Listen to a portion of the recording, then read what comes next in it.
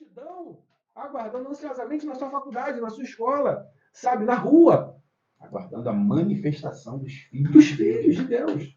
A pessoa paga um preço para ser um médico, paga um preço para ser um advogado, um juiz, e quanto maior é o cargo, maior a conta de sacrifício. Dá visão, dá direção. Né? Cada um tem um propósito. O apóstolo tem a função de fundamento, construir. O profeta tem a visão de dar direção. O evangelista, ele alcança as pessoas.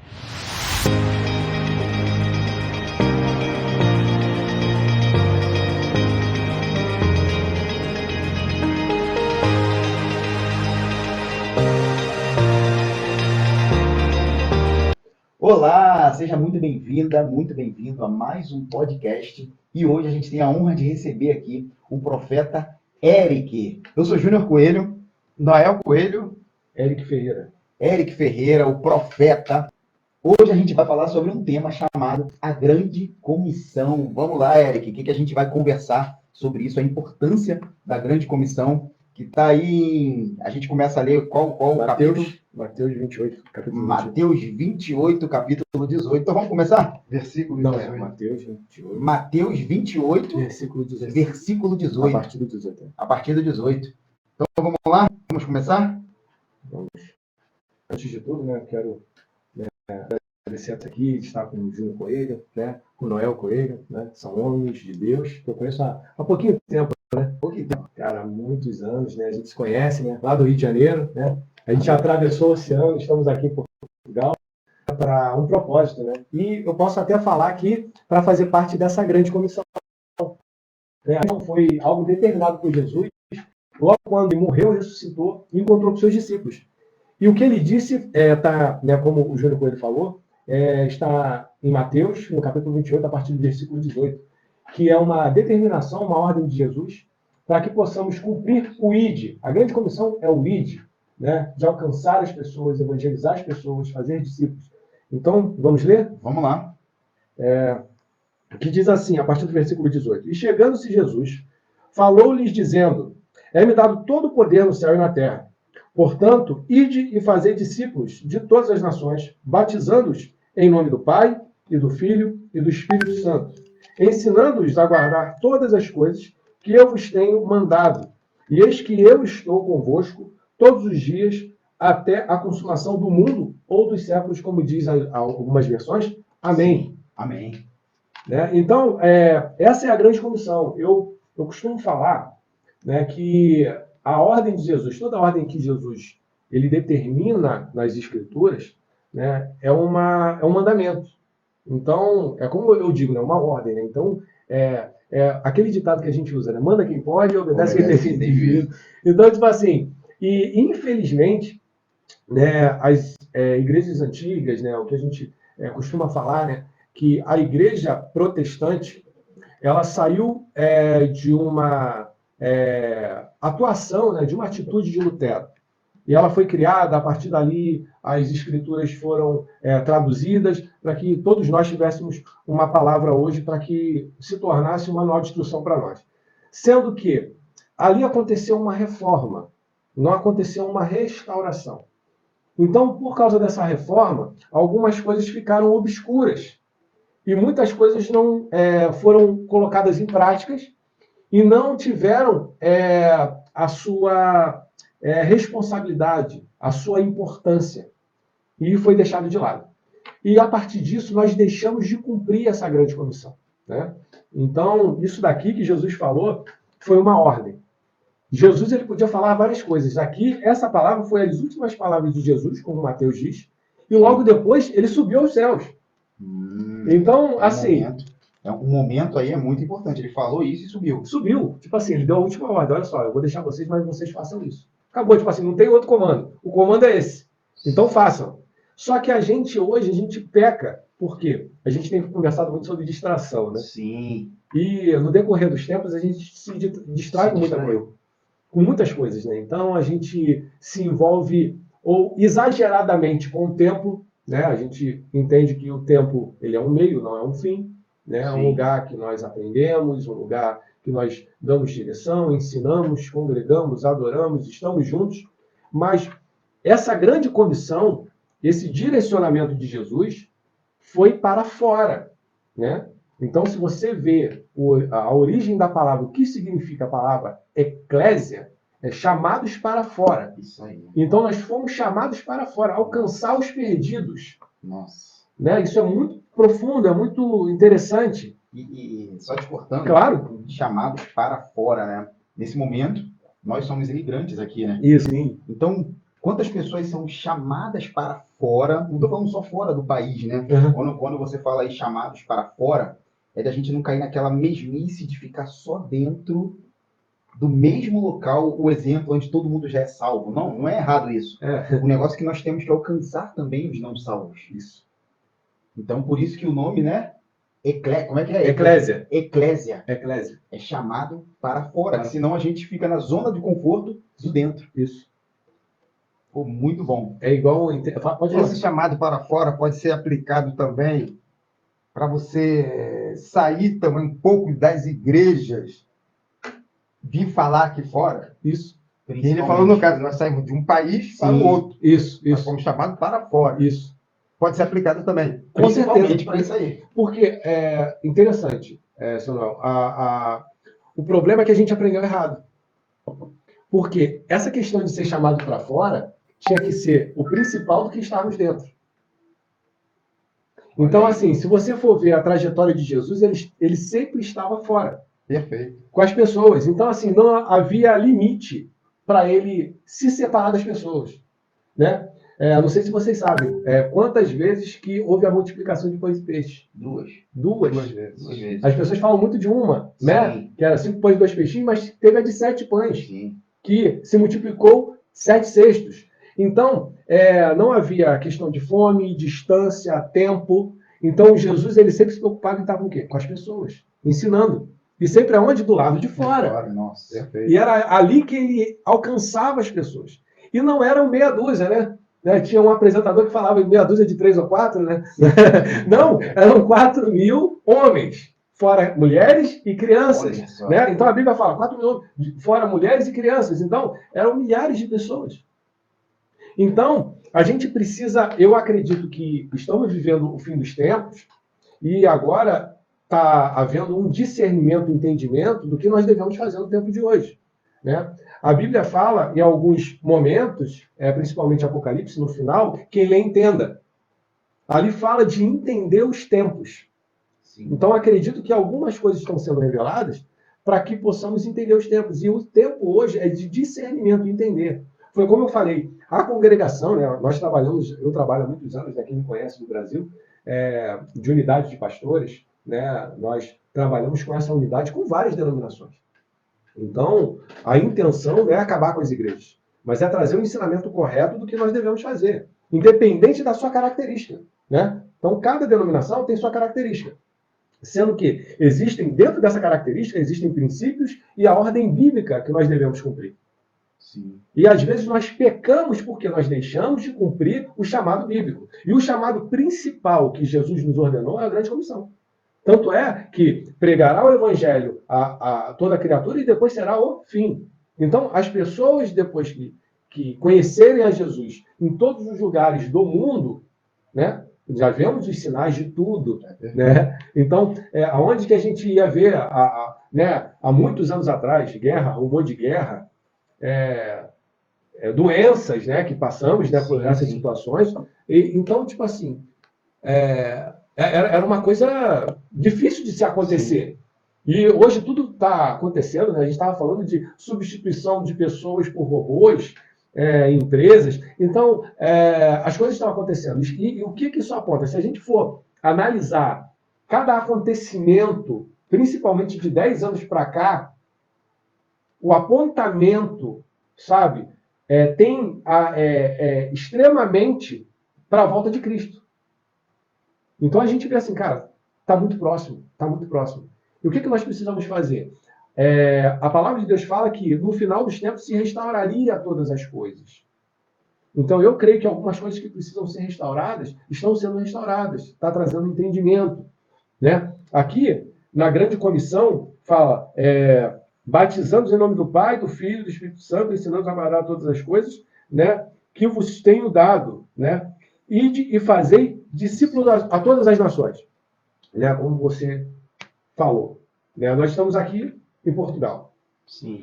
Né? Deus nos enviou com propósito. Estamos aqui com propósito. Sim. Né?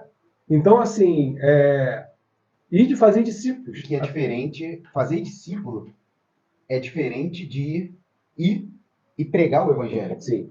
Pregar o evangelho, como você falou, os 5 ministérios. Isso. Pregar o evangelho é uma coisa. É. Mas pregar o evangelho não forma discípulo. Não. E é isso que você vai explicar aí pra gente. Com certeza. Pregar o evangelho é uma coisa, preguei o evangelho. A pessoa pode ali com ela mesma aceitar Jesus, enfim, pode ter um momento com ela, no coração dela, mas eu preguei o evangelho e a gente vê muito isso, né? A pessoa prega e vai embora. Mas e aí fazer discípulo? Isso. Ser discípulo já é outra coisa. Isso. Né? Por que os discípulos eram discípulos? Porque andavam com Jesus. Isso. Então não é simplesmente ouvir a palavra que se torna discípulo, não é isso? Não, é verdade, isso aí. Essa questão do discipulado é algo muito complexo e simples ao mesmo tempo. Quando eu falo a respeito da restauração de todas as coisas, eu acredito que estamos no tempo de restaurar os 5 ministérios. Os 5 ministérios, ele é algo bíblico, né? Está em Efésios, no capítulo 4, versículo 11, né? Que eu vou ler aqui, que diz assim: e ele mesmo deu uns para apóstolos, outros para profetas, outros para evangelistas, outros para pastores e doutores ou mestres, querendo o aperfeiçoamento dos santos, para a obra do ministério, para a edificação do corpo de Cristo, até que todos cheguemos à unidade da fé e ao conhecimento do Filho de Deus, a homem perfeito, à medida da estatura completa de Cristo, para que não sejamos mais meninos inconstantes, levados em roda por todo vento de doutrina, pelo engano dos homens, que com astúcias enganam fraudulosamente, antes, segundo a verdade, em amor, cresçamos em tudo, naquele que é o cabeça, Cristo, do qual todo o corpo bem ajustado e ligado, pelo auxílio de todas as juntas, segundo a justa operação de cada parte, faz o aumento do corpo para a sua edificação em amor. Amém. Então, isso daqui não é uma palavra do Antigo Testamento. Aqui, alguns apóstolos já haviam morrido. Sim. E aqui foi uma palavra que foi estabelecida dizendo que Deus daria uns para apóstolos, outros para profetas, evangelistas, pastores e mestres. Cada um com sua função. E na época de 2000, houve um movimento de restauração dos 5 ministérios, principalmente do profético e do apostólico. Sendo que eu me lembro de um homem de Deus que ele nos ensinava naquela época, um apóstolo de Campos, e ele chegou e falou assim: é inevitável que haja uma meninice. Porque quando se começa a restaurar algo que nunca se viu, acontece problemas, né? Dificuldades de entendimento, e realmente aconteceu isso depois de 2000. Então, infelizmente, muitos apóstolos foram levantados que não eram da vontade de Deus, profetas também, só que agora está começando um equilíbrio. E o entendimento do que é verdadeiramente os 5 ministérios. Os 5 ministérios não são para que eles venham aparecer. Não é para ser uma estrela do rock, um ator famoso, um jogador de futebol. Não. Eles não são feitos para aparecer. Né? Como eu estava dando uma explicação a respeito do futebol. Né? Então, os 5 ministérios simbolizam, não os treinadores de hoje, que muitos querem aparecer. Né? Mas, assim, o treinador, ele treina um time. Ele tem uma equipe ali, né? Que até o meu filho, né, que a área dele me colocou, né? Tem ali o treinador, tem o adjunto, o preparador físico, o treinador de goleiro, ali, junta 5 ali, cada um na sua função. E eles preparam os jogadores. Esses jogadores, eles vão cumprir o propósito. E esses jogadores cumprindo o propósito, quem está na arquibancada, esperando, né, que eles façam algo, é o quê? A multidão. Então, o time, no caso, a equipe, é o corpo de Cristo. E a multidão são aquelas pessoas que estão vendo a manifestação daqueles jogadores para que eles sejam alcançados. Sim. Aí entra aquilo que foi falado em Romanos, né, que fala a respeito de Romanos 8,19, que ele junta com essa grande comissão e traz o entendimento do que realmente acontece no mundo. Que é o quê? Romanos 8,19. Porque a ardente expectação da criatura espera a manifestação dos filhos de Deus. Algumas versões falam, porque o mundo espera com ansiedade a manifestação dos filhos de Deus. Então, quando a pessoa se converte, se ela tem um ensinamento correto, como nós falamos aqui em Efésios 11, por isso que a gente tem essa deficiência hoje de ter um entendimento do que fazer, por que muita gente é engessado, por que as pessoas ficam ali, poxa, que bom, esse louvor maravilhoso, vamos ficar aqui, né? Fazer igual Pedro, né, fez com Jesus, né? Quando ele recebeu a visita de Elias e Moisés, né? Vamos fazer uma tendinha aqui, vamos morar aqui, não vamos sair daqui não, a gente não precisa sair daqui, tá ótimo, tá maravilhoso aqui. Então, a consciência das pessoas hoje é isso, pô, tá tudo bem, pô, minhas finanças estão em ordem, eu estou recebendo uma palavra, estou sendo discipulado, meus filhos estão no caminho do Senhor, meu casamento está bem, está tudo certo. Mas só que não é isso, isso não é o fim. Isso é o meio. Como a gente chegou a discipular várias pessoas, se Deus permitiu que a sua família estivesse em ordem, se as suas finanças estivessem em ordem, é para que você continue fazendo o quê? A grande comissão. Pregando o evangelho. Porque existe uma multidão aguardando ansiosamente no teu trabalho. Existe uma multidão aguardando ansiosamente na sua faculdade, na sua escola, sabe, na rua. Aguardando a manifestação dos filhos. Dos filhos de Deus. Então, assim, não é a manifestação do apóstolo, do profeta, não. O nosso papel, né, que eu sou profeta, o meu papel é de o quê? Edificar o corpo. Capacitar. Dar visão. Dar visão. Dar direção. Né? Cada um tem um propósito. O apóstolo tem a função de fundamento, construir. O profeta tem a visão de dar a direção. O evangelista, ele alcança as pessoas do lado de fora. O pastor, ele cuida. Né? O mestre, ele traz ensinamento, ele traz o equilíbrio para a palavra profética, ele avalia, ele julga, porque a Bíblia fala para julgar a profecia. Sim, interessante. Né? Interessante o que você está falando, porque Deus deixou aí a forma que precisa ser organizada. Isso. Porque Deus é um Deus de organização. Né? Cosmos. O que significa cosmos? Significa organização. Uhum. Então, tudo que Deus fez está em ordem, está organizado. E ele falou, qual é a forma de organizar? Uhum. É essa. É através dos ministérios. Porque de que adianta, o que vai adiantar o evangelista? Uhum. Né? Porque a igreja é um corpo. É o corpo, isso aí. Um pé dentro de um corpo, ele cumpre a função de um pé. Isso. Agora, um pé fora do corpo é horripilante. Imagina, eu corto o pé, deixo em algum lugar, as pessoas não passavam até correr. Imagina um pé andando e pulando isso ali. Amigo. Não é? É até assustador. Então, perde a serventia dele. Uhum. Agora, você imagina um evangelista, um excelente evangelista, com a graça de Deus, ungido por Deus, o evangelista prega. Isso. Muitos se convertem a Jesus. Isso. Mas e aí, ele vai para onde? Para onde vai essas pessoas que se converteram? Uhum. Se não houver um pastor, se não houver, aí depois que ele está lá com o pastor, se esse pastor não tiver um profeta para dar a direção, a própria palavra fala o quê? O povo sem visão, sem direção, se corrompe. Isso. Então, acaba que o trabalho se torna um retrabalho. Sim. Porque você ganha pessoas, as pessoas vêm para um corpo, saem do corpo. Vêm para um corpo, saem do corpo. Se desvia por conta de não ter uma organização. Um trabalho em vão. Acaba sendo um trabalho em vão. A mesma coisa o apóstolo. Né? O pastor precisa de um apóstolo para estabelecer o fundamento. Estabelecer o fundamento. Então, se tiver organizado, tudo, né? É. Se tiver tudo que é organizado, evita o retrabalho. Sim. E a gente está falando aqui de vidas. Sim. A gente não está falando só de um trabalho, de uma função, a gente está falando de vidas. Mais sério ainda, né? Que é mais sério ainda. E entrando nesse gancho, né? A gente costuma até falar, né? Deus não é Deus de confusão. Isso aí. Então, até vou entrar. Deus é Deus de organização. Isso aí. Então, tipo assim, ele deixou tudo alinhado. O problema é, assim, o que eu estava falando, né? A gente tem uma dificuldade, né? Eu fiz seminário e, assim, alguns seminários, assim, a maioria, não falam sobre os 5 ministérios. É algo bíblico de organização. É primordial. Então, nós pegamos uma origem católica e isso deixou muitas igrejas desorganizadas. Por quê? Por causa que, né, a gente estava falando de futebol, né? Sim. Então, tem o lateral direito, tem o lateral esquerdo, tem o zagueiro, tem o volante, Sim. tem o meio-campo, tem o atacante. Então, cada um tem sua função. Aí você vai, chega e bota um atacante para agarrar. Prepara, vai, né?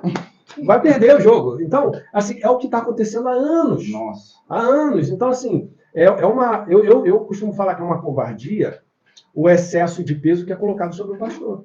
Eu posso falar, né, que nós estávamos à frente de um ministério, a gente já fez parte de presbitério de igreja, a gente já ajudou outras igrejas, a gente trabalhou com aconselhamento de pastores. Então, assim, a gente viu muita coisa acontecer, né? E esse peso exacerbado sobre uma pessoa que precisa cuidar da família, que tem família também, tem esposa, tem filhos. Então, assim, chega a ser desumano. Chega a ser desumano. E não é só desumano, é antibíblico.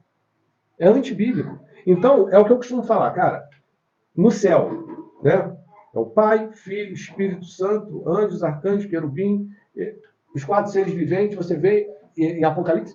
Cara, e aqui, como uma pessoa caminha sozinho, trabalha sozinho, não tem uma lógica. Não tem. Né? E infelizmente, tem pessoas que, nessa época que nós vivemos ruim de triunfalismo, né, de ter que mostrar o fruto de uma maneira errada, porque as pessoas acham que para você mostrar o fruto é a quantidade de pessoas que é membro do teu ministério.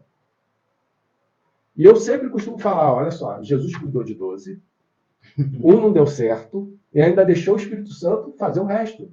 Trabalhar o restante na vida dos 11. Sim. E eu quero 1000. Eu sempre falo com pastores, cara, o ideal a gente precisa ter tempo de discipular aquele que nós temos. E nisso a gente levanta pessoas, trabalha pessoas para estar cuidando de outras pessoas, do nosso lado e tal. Então, assim, a gente precisa entender 2 coisas principais nesse tempo. É o quê? É o ID, que não é dentro de uma igreja, é do lado de fora. Né? Ninguém ganha a pessoa que já está do teu lado. Né? Ninguém fala de Jesus para a pessoa que já conhece Jesus. Né? Então a gente precisa estar o quê? Do lado de fora. Né? Os campos estão brancos, né? Mas poucos são os ceifeiros. Mas, cara, poucos são os ceifeiros por quê? Porque não há entendimento.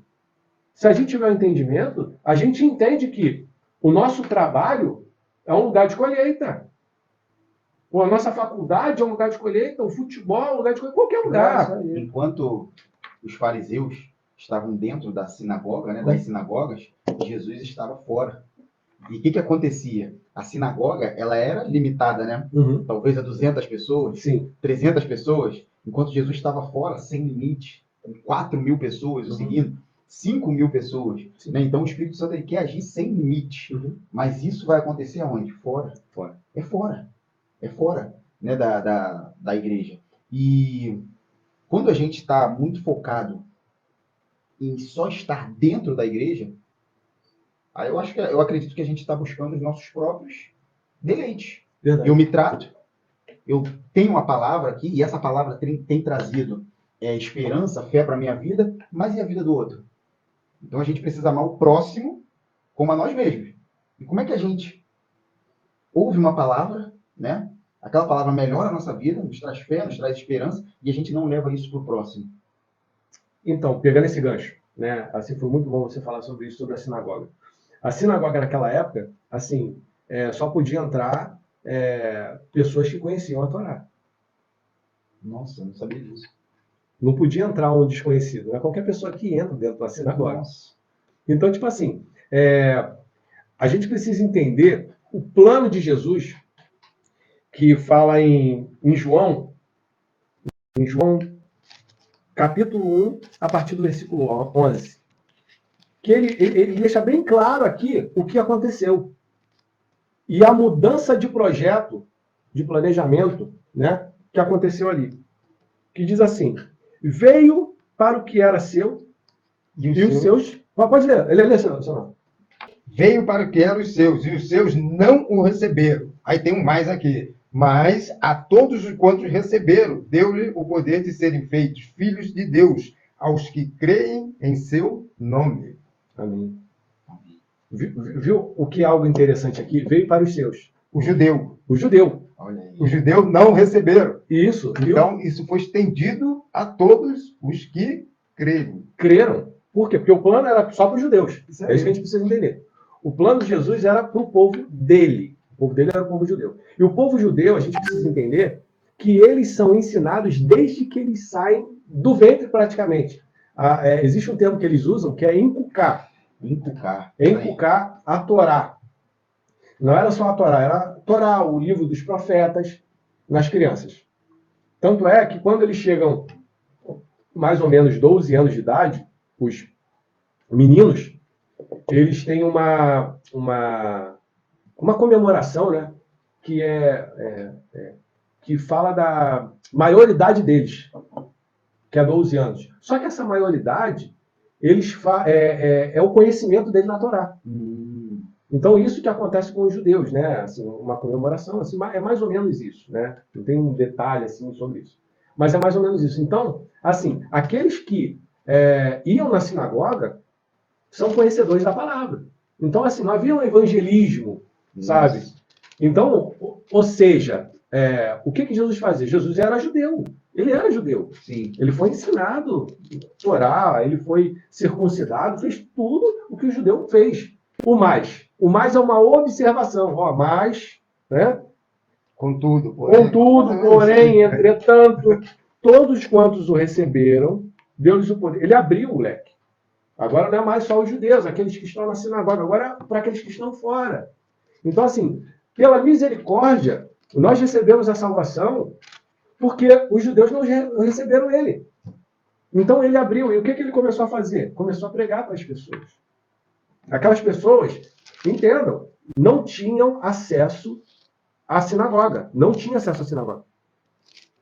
Então, e Jesus, o que ele fazia? Ele estava a todo momento, como você falou, com as pessoas, pregando o evangelho. E a palavra foi o quê? Olha só, vocês não são filhos. Mas por causa disso, vocês vão ser enxertados agora na videira. Olha só, interessante isso que você falou, de que a porta estava fechada para quem não sabia Torá, para entrar na sinagoga. Aqui em Mateus 23, 13, Jesus fala, isso aí que você falou, ai de vocês, mestres da lei e fariseus hipócritas, pois vocês fecham a porta do reino dos céus para os outros, mas vocês mesmos não entram, nem deixam os outros entrarem. Ou seja, eles estavam com a chave do reino na mão deles. Com isso, eles fechavam a porta, nem eles entravam, nem deixavam os outros entrarem. Isso. Quando Deus fala que nem eles entram no reino dos céus, Jesus fala, né, que nem os fariseus entram, porque os fariseus usavam as escrituras, a Torá, intelectualmente. Lembra que você me falou mais cedo? Que a palavra de Deus é o único livro que você lê com o autor. Lê com o autor. Isso aí. E o fariseu, ele não lia com o autor. Isso. Ele lia por vaidade. Isso. O fariseu, ele lia porque já era uma cultura, né? Era uma cultura deles. Então, saber a palavra era uma cultura. Mas a palavra, o reino de Deus é espírito. Isso. Então, eles liam a palavra, mas eles não conseguiam acessar o reino. Não. Porque para acessar o reino tem que acessar em espírito. Porque Deus é espírito e o reino dele é espírito. Quantas vezes Jesus falou, meu reino não é daqui. O meu reino é no espírito. Os fariseus não conseguiam entrar no reino, ainda fechavam a porta para não deixar os outros entrarem. Então, eles além de não evangelizarem, eles faziam o oposto de evangelizar. Eles fechavam a porta. É isso. E eles fechavam a porta de várias formas. Eles fechavam a porta, tanto a porta do templo, que eles não podiam entrar, e fechavam a porta através do testemunho deles. Exatamente. Por quê? Por causa que o conhecedor da palavra é aquele que precisa dar exemplo. Isso aí. Eu me lembro quando eu me converti, teve um pregador que ele fala assim, prega o evangelho, se for necessário, fale alguma coisa. Forte, né? O testemunho fala por mil palavras. Isso aí. Então, tipo assim, porque o testemunho... Repete isso, prega o evangelho, se for necessário, fale alguma coisa. Nossa, isso aí. Cara, é lindo, né, cara? Não, é tremendo, porque te força a ser. Isso aí. Porque em Mateus 23 você vai ver que Jesus ele fala para você ficar atento para não fazer igual os fariseus. Sabe?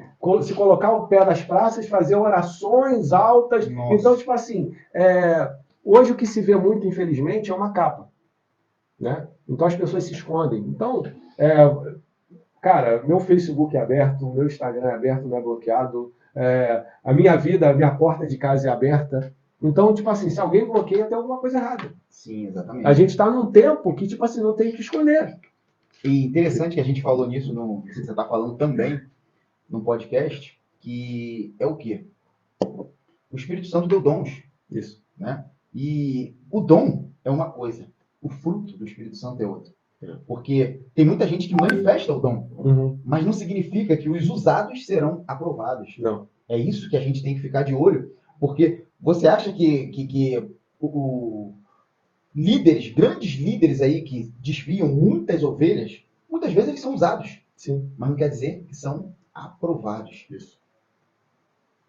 Agora, o fruto do Espírito, para ter, já é outra coisa. Para você manifestar os frutos do Espírito, benignidade, longanimidade, enfim, todos os frutos do Espírito, você precisa realmente ser. É o que você falou. Uhum. Ser, não ter. O dom é o ter. Você pega aí um Michael Phelps, um exemplo, tem o dom da natação, um Sim, exemplo. sim. Ele pode fazer algumas besteiras, pode ingerir bebida alcoólica, ele vai perder o dom? Não, Porque Deus não tira o dom. é isso aí. Deus não revoga o dom. Mas agora, para você manifestar os frutos, é só vivendo no Espírito. Uhum. Não tem como fingir fruto. Não tem como fingir fruto. Tem como usar dom. O dom é ter. O fruto é ser. Então, por isso que eu acredito que para a gente viver no reino, a gente precisa ser. Uhum. Ser. E não ter. Ser. Porque aqueles que têm, muitos deles, quando chegarem lá no grande dia, falar: apartai-vos de mim, que eu não. Vos conheço. Porque você só tinha. Você tinha um dom. Você usou inclusive de maneira incorreta, porque não era. A melhor forma de você usar o dom que Deus te deu é sendo quem Ele chamou você para ser. Então tem que ser o ser junto com o ter, não só o ter. Né? Interessante. Isso daí, eu creio que nós vamos ter mais tempo de abrir esse leque, falar sobre isso. Isso fala do falso profeta, que até a gente ensina no seminário de ativação profética, né, a respeito disso. E, assim, é como eu sempre falo, assim, as escrituras, Deus permitiu que as escrituras viessem a nós para nos ser um manual de instrução. Então, tudo está ali. O que você precisar tem uma direção na Bíblia. Tudo. Então, assim, a gente, infelizmente, é enganado. Eu já fui muito enganado, faz parte. Por falhas, por nossas falhas. Sim. Mas Deus, ele orienta. Então, assim, às vezes a pessoa procura um falso profeta, acha que é um falso profeta por causa que ele errou uma profecia. Só que não foca na questão do fruto, como fala em Mateus 7. Então, quando Jesus ele fala, pelo fruto conhecereis a árvore, e ele fala justamente do falso profeta. Entendeu? Então, tipo assim, depois a gente vai abrir um leque legal nisso aí, depois a gente vai fazer outro. Interessou. É forte, é forte. Mas, assim, acaba que a gente cai nessa situação, por quê? Porque muitos hoje se preocupam com o dom. Não se preocupam com o fruto. E o fruto, cara, sabe como é que as pessoas conhecem o teu fruto? No dia a dia. Tem muita gente que prega muito bem, que até usado. Cara, Prega, mas não esquece vive. fruto, filho. Tu não vai ver fruto Não vai ver nenhum. fruto. Entendeu? Então, tipo assim, os dias são maus. Mas ao mesmo tempo que existe essa questão, né? Quem sou eu para julgar alguém, né? Que nós todos somos falhos e tal. Mas assim, Deus tem levantado muitos homens e mulheres de Deus também, sabe? Fazendo um pouco dessa separação. Mas quando a gente começa a impedir a igreja de sair por causa disso, porque a gente foca nos dons, né? A gente prende, né? Jesus, ele deixa de ser o cabeça da igreja. Às vezes o cabeça da igreja é um apóstolo, é um pastor e tal. Aí, meu amigo, é onde desanda o angu, né? Como a gente fala, né? onde azeda, né? E interessante, você falou, como a gente estava falando sobre isso aqui, Deus é um Deus de ordem. Isso. E onde não há ordem, há conflito. Sim. Né? Um exemplo. São os opostos. Isso aí. Confusão, né? A confusão. Quando está em ordem, não há conflito. Mas quando há desordem, há conflito. Sim. E Deus é um ser de ordem, porque nele não há conflito. Isso. É igual. A Bíblia fala que Jesus é o cabeça. Sim. Né? Num casamento, vem o marido e depois a esposa. A esposa, essa é a ordem. Isso. Só que tem gente que inverte essa ordem. Sim. O que acontece? Conflito. Você pode inverter? Pode. Mas é conflito. Mas sabe que vai dar problema? Vai dar problema, porque inverteu a ordem. Então, para tudo que o Deus de ordem criou, ele deu como que deve ser executada essa ordem. Encaixando isso aí, que é uma coisa muito, muito séria que eu vou falar, que eu entendo assim, a igreja fundamentada no passado, como ela deixou algumas coisas de lado, né, discipulado, entre outras coisas, e principalmente os 5 ministérios, a maioria delas são formadas por pastores, evangelistas e mestres. E foi deixado de lado o apóstolo e o profeta. Sendo que a palavra de Deus fala que os fundamentos viriam dos apóstolos e dos profetas. Nossa. Ou seja, a igreja sem um fundamento forte. Como é que constrói um prédio sem a fundação? É o que você vê aí. Hoje, o que nós estamos vendo aí nos últimos dias? Escândalos. Escândalos de ministérios que aparentemente eram ministérios fortes, mas se ruindo. Então, isso é o quê? A questão da forma de não ir de acordo com a organização bíblica. Isso aí. A organização direcionada pelo Espírito Santo. Então, olha só, dei eu mesmo, subi cativo ao cativeiro, desci aos homens e dei uns para. Olha só. Jesus que falou. Nossa. Então, não foi o Zé das Couves, não. Entendeu? Foi ele. Então, às vezes, a gente tem um tratamento, eu acho isso muito errado, com algumas direções que Jesus deu, deixando de lado, como se Jesus fosse qualquer um. Essa é a verdade. Então, a gente não traz importância. Como é que a gente não vai dar importância para o fundamento? O fundamento viria o quê? Dos apóstolos e dos profetas. E aí o quê? A gente aboliu isso da Bíblia, a gente tirou da Bíblia. Na verdade, a gente rasgou essa página e não teve mais. Foi isso que aconteceu. Só que nós estamos vivendo o tempo do fim, o tempo de restauração de todas as coisas. Né? Teve um determinado momento que os discípulos, alguns discípulos perguntaram, você é João? Ele não. Você é Elias? Não. E digo que Elias já veio. Porque ele esperava, porque a Bíblia fala que Elias voltaria. Né? Então o espírito de Elias estava sobre João Batista. Que ele viria para converter o coração dos pais aos filhos e os filhos aos pais. Então, tipo assim, ele restauraria todas as coisas. Então, o que acontece? E ele diz que a Bíblia fala, né, em Mateus, que Elias já veio. Quando ele fala para os discípulos que Elias já veio, ele menciona sobre o quê? João Batista. Ainda fala assim. E ele falara de João Batista. Então, o maior problema hoje é o quê? É o entendimento. Entender a cronologia. O que precisava acontecer? Precisava vir João Batista. Preparar o caminho para que Jesus viesse. Jesus veio, o Messias. E ele deu ordens. Ele veio para dar ordens. Direcionar, modificar. Ele veio, né, o que gerou a polêmica, o que fez ele ser crucificado, entre aspas, que era a propósito. Mas pegavam sempre alguma coisa que Jesus falava. Você falou que destruiria o templo? Que negócio é esse? Aí, ó.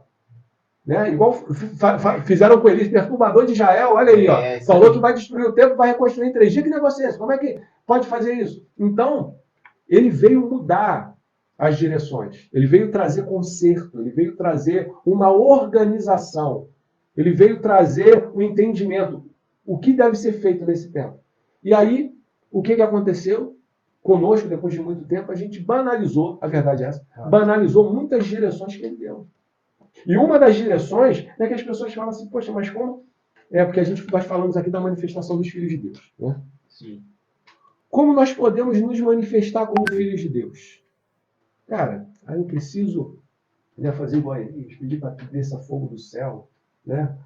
Suba na carruagem de fogo, né, no redemoinho, né? Tem que fazer morto ressuscitar, igual Jesus fez com Lázaro. Cara, é simples. É simples. Vamos lá? 1 João. 1 João, capítulo 4. O versículo 7 diz assim, versículo 7 e 8. Amados, amemos uns aos outros, porque o amor é de Deus. E qualquer que ama é nascido de Deus e conhece a Deus. Aquele que não ama não conhece a Deus, porque Deus é amor. Versículo 18. No amor não há temor. Antes, o perfeito amor lança fora o temor, porque o temor tem consigo a pena, e o que teme não é perfeito em amor. 19. Nós amamos porque ele nos amou primeiro. Versículo 20. Se alguém diz, eu amo a Deus e odeia o seu irmão, é mentiroso, porque quem não ama seu irmão a qual viu, como pode amar a Deus a quem não viu? E dele temos este mandamento, que a quem ama a Deus, ame também ao seu irmão. Olha aí. Olha o que a Bíblia está falando aí de resultados. Né? Como é que você vê se você está agindo de maneira correta ou até mesmo de maneira errada? Os resultados. Os resultados mostram aquilo que você está fazendo. Uma vez um amigo meu, eu perguntei para ele, cara, como é que você é como pai? Só para você dar uma ideia, como que dali Deus fala sobre resultados. Porque às vezes a gente acha que ama, né? Não, eu amo. Aí ele te dá alguns pontos para você se perguntar se realmente ama. Eu com esse meu amigo, ele falou assim, Não, meus filhos, cara, minha filha me ama assim, uma coisa avassaladora. Eu falei, pô, que bom, cara, que Uhum. legal. Uhum. Aí eu tive a oportunidade de ir na casa desse rapaz. A filha dele é pequena, né? E ele chegou em casa e a filha do jeito que estava continuou. Não, ele abriu a porta, ela olhou, continuou ali no sofá. O filho adolescente, ele passou pelo quarto, falou com o filho olhou para ele, oi pai. Falei, nossa, será que amam assim mesmo? Qual era o resultado? Foi aí que eu cheguei, não foi uma afronta, foi um confronto. Eu falei, rapaz, será que não está na hora de você rever seus conceitos? Porque não parecia muito que eles te amavam dessa forma que você acredita. Aí ele falou, Júnior, realmente eu tenho vacilado. Trabalho muito, não dou atenção. Né? Quanto mais um filho pequeno, qual o resultado? Eu cheguei em casa, um exemplo, qual o resultado? Meu filho pequeno chegou correndo, papai, me abraçou, me pegou pela perna, eu peguei ele no colo. Resultado. Minha esposa, Júnior, pô, se amarra em mim, tá feliz. Qual o resultado? Aí você chega na casa da pessoa, tem uma mulher oprimida, uma mulher que não tem atenção, uma mulher com a autoestima baixa. Qual é o resultado? Não adianta a gente falar que é uma coisa se o resultado diz outro, porque o resultado ele diz tudo. E o fruto, cadê? Zero. Isso aí. O resultado não deixa de ser um fruto. Uhum. Se o resultado é bom, o fruto é bom. Isso. Tá Se o dando resultado é fruto. ruim, isso aí.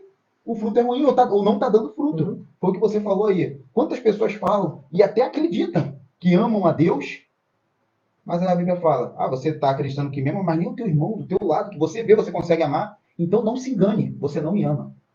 Né? Não é isso que a É isso palavra aí, diz é isso aí. Não se engane. É mentiroso. Tá? Eu estudei Cara, palavra forte. Isso aí, eu estudei neurociência e eu sei que o cérebro faz isso para enganar a gente, porque o cérebro foi feito para sobreviver, né? Então ele foge da dor. Ele não quer causar dor. Uma pessoa que... Eu já fui na casa de uma pessoa que você entra na casa dela e essa pessoa vai limpando onde você pisa. Só que na cabeça dela, o cérebro não fala, nossa, você é chata com isso. Não. O cérebro fala, eu sou arrumadinha, eu sou organizada. Só que essa pessoa é chata. É. Só que o cérebro não fala isso para ela.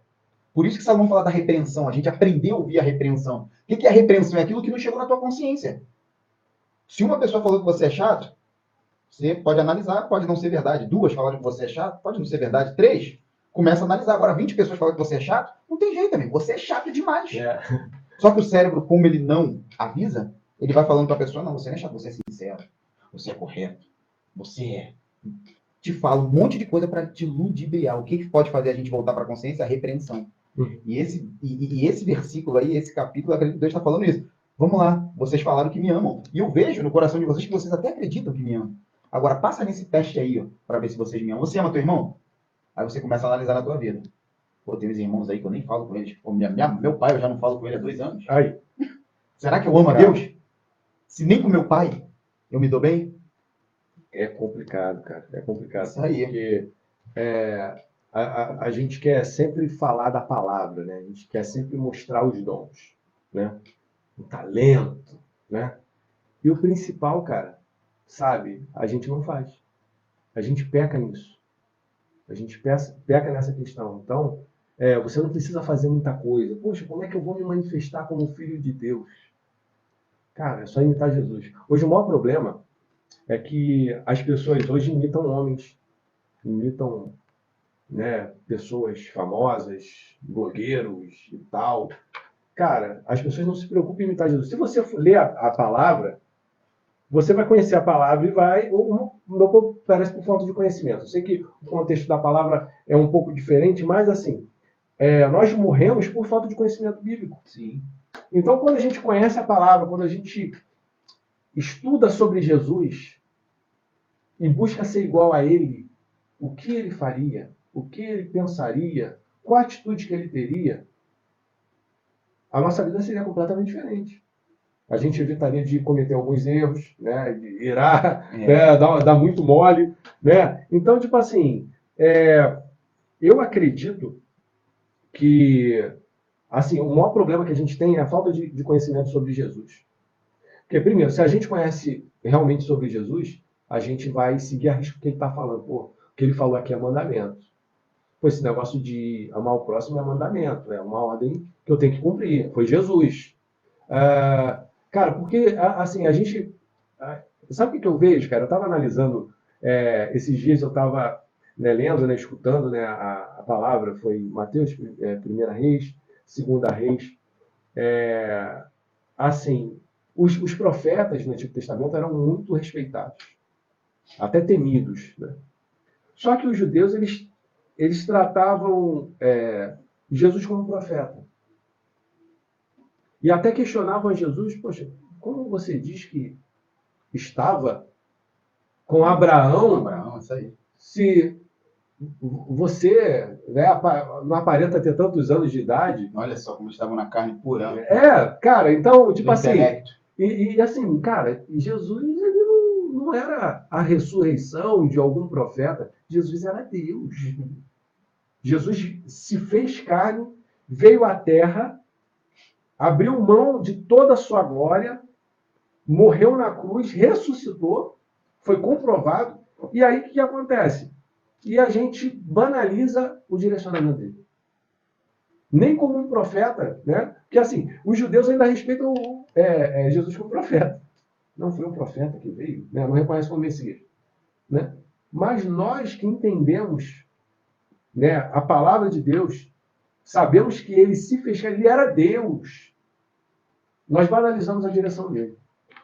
Pode, né? É interessante isso. A gente chega a um nível de altivez que...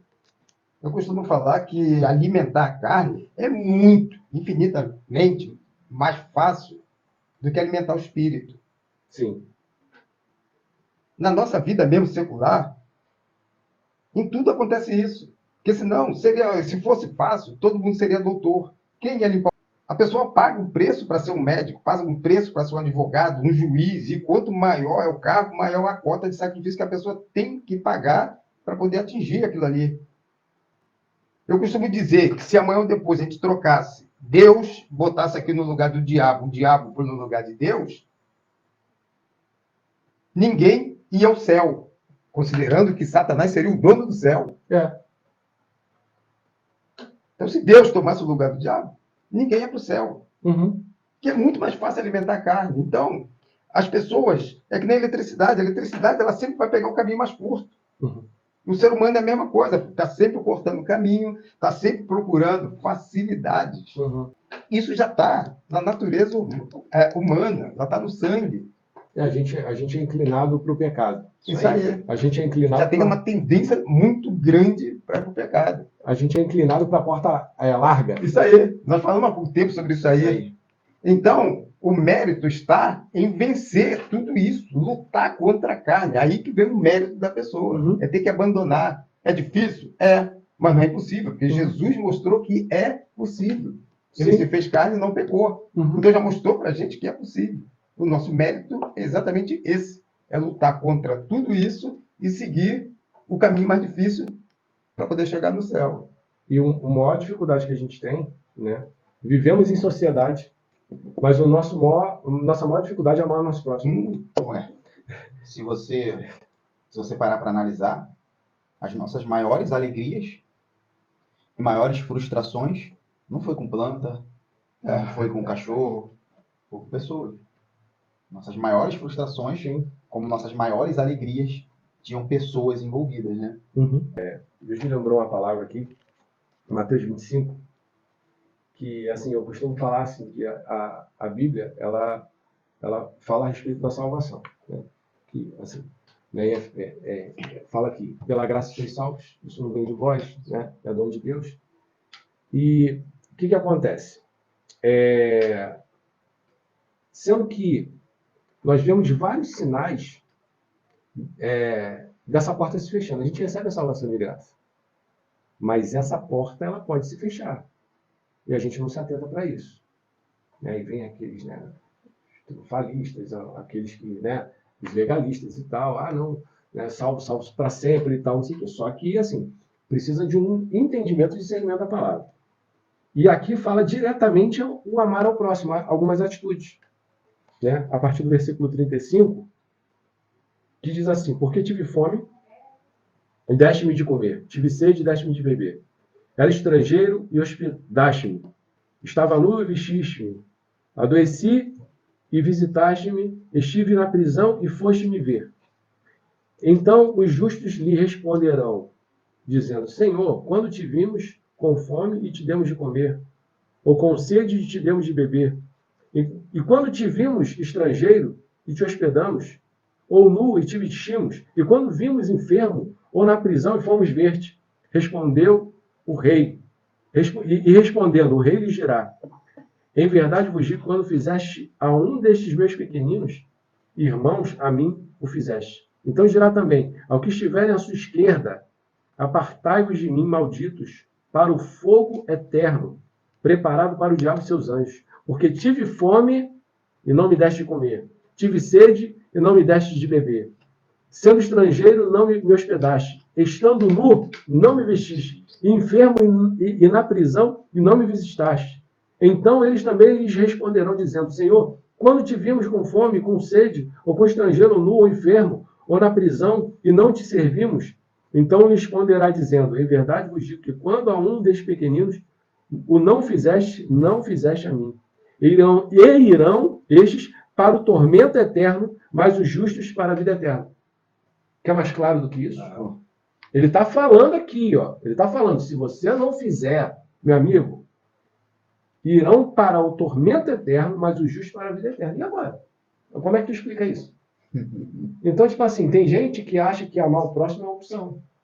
É isso aí. É uma opção. Meu amigo, cara, o maior problema hoje, né? Que às vezes a gente, foi como a gente estava falando, a gente acha que pelos dons nós vamos alcançar as pessoas. Nós vamos alcançar as pessoas pelo amor. Amar não é uma opção. Não é uma opção. Gostar é uma opção. Gostar é uma opção. Amar não. Primeiro que amar é uma ordem. É uma ordem, isso aí. O pessoal fica vendo esses filminhos de sessão da tarde e tal, né? Beijinho, dá beijinho daqui, abraço. Cara, amor não é um sentimento, é uma ordem, é uma atitude, é uma direção. Ou você tem a direção de amar, a atitude de amar, ou você não ama. Não tem negócio de sentimento. Gostar, você precisa experimentar. Então, você pode gostar ou não de algo. Isso. Posso experimentar um sorvete e não gostar. Mas agora, amar é uma ordem, é um mandamento, né? Amai. Júnior, dá para amar sem gostar? Claro. Para gostar, você tem que experimentar. Foi lá, amo fulano, né? Se ele precisar de mim, alguma coisa, vou ajudá-lo. Isso. Mas não sou obrigado a gostar dele. É isso aí. Mas amar, sim. Amar, sim. Amar é atitude. Amar é Isso sentimento. O Isso maior aí. problema hoje do ser humano, ele quer encontrar uma justificativa para amar. Então ele quer ter um sentimento. Se eu sinto, eu amo. Né? Se eu gosto, eu amo. Cara, em nenhum momento Jesus falou que você tem que sentir para amar. Esquece isso. Amar é uma atitude. Você tem atitude de amor? Não tem. É isso aí. Entendeu? Esse é o maior problema do ser humano. Existe essa diferença, né? Do ocidental, do europeu e tal. Né? Nós, latinos, né? Somos mais sanguíneos, né? Somos mais emocionais e tal. Né? Sendo que a gente tem muito essa questão de sentimento, de sentir, de sofrer mais um pouco e tal. Sendo que, assim, esse é um erro que nós temos, né? De trazer isso para o sentimento. Se eu não sentir, eu não vou ajudar. Meu amigo, não é questão de sentir, não. Tu tem que ajudar, cara. É obrigação, cara. É uma ordem. Seria aquela história, meu santo não bateu com o dedo. Cara, antigamente era direto. Eu não gosto daquele cara ali, não. Por que tu não gosta? Não sei. Não sei. É igual o Gabriel está falando. Não deixa o sol acordar sobre a sua ira. Então, amigo, é você sentindo ou não, chega lá e resolve isso antes que o sol acorde sobre a sua ira. O que Deus está falando isso? Ele conhece. Ele sabe o que acontece, né? Talvez durante a noite, ele sabe. Não é? A gente não precisa entender, como você falou. A gente está banalizando o que Jesus falou. Porque às vezes a gente quer entender e quer sentir. Eu quero entender por que eu tenho que fazer isso, eu quero sentir, amigo. Foi Jesus que falou. É isso aí. Eu não entendo sobre eletricidade.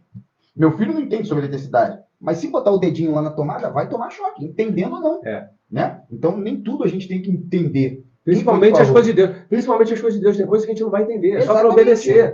A gente tem uma dificuldade de obedecer absurda. E nem preciso também ver. A eletricidade ninguém vê. Mas sabe que ela está ali. Bota o dedo. Sabe que vai tomar um choque. Isso precisa ver para crer. Esse é o maior problema que nós temos. Né? Teve um pastor esses dias que estava ministrando sobre isso. Né? Estávamos lá e ele falou justamente sobre isso. A maior dificuldade que nós temos é que nós queremos entender algumas coisas que nós devemos somente obedecer aquilo que Deus está mandando. Isso aí. Então, isso impede também de coisas tremendas de Deus fazer na nossa vida, as coisas começarem a acontecer. Por quê? Porque a gente limita, a gente trava. E é só obedecer, né? Interessante que a gente falou, né, aqui no começo, né, aquele ditado, né, manda quem pode, obedece quem tem juízo. Cara, mas a gente não trata Jesus assim. Esse é o problema. Se tudo que ele direcionasse, não, manda quem pode, obedece quem tem juízo. Se Jesus mandou, eu vou falar o quê? Não, mas a maioria das vezes a gente questiona, acho que não é para mim, não. Acho que Deus está mandando o outro fazer. Em João 13:7 fala, o que faço hoje não entendes, mas amanhã entenderás. Muitas vezes a gente não tem ainda as conexões, né, falando daqui, né, do nosso mundo, a gente não tem conexões neurais para entender algo. Sim. E Deus fala, vai lá e faz. Não sei. Né? Qual é a história do rei que você sempre conta? Que um rei... Do dedo que cortou? Isso. Ficou sem dedo? Isso aí. Né? Eu já fiz peça dessa, Ele cara. tinha um O servo. rei de quase tudo. O nome da peça era Rei de Quase Tudo. Ele tinha um servo que ia sempre caçar com esse servo. E um belo dia, veio uma fera, atacou o rei e arrancou um dedo do rei. Tem um exemplo aqui, eu nunca fui rei não, mas já perdi o dedo. O rei ficou furioso com aquilo, porque achava que o cara estava ali para proteger, ele tinha que ter chegado antes da fera do que a fera antes de chegar nele, né, cara? Chegou, mandou prender o cara. O tempo se passou e o cara lá preso. Um belo dia ele saiu de novo para caçar, pegaram ele e botaram ele no caldeirão para sacrificar. Mas não tem um negócio que sempre falava, Deus sabe o que faz. Isso.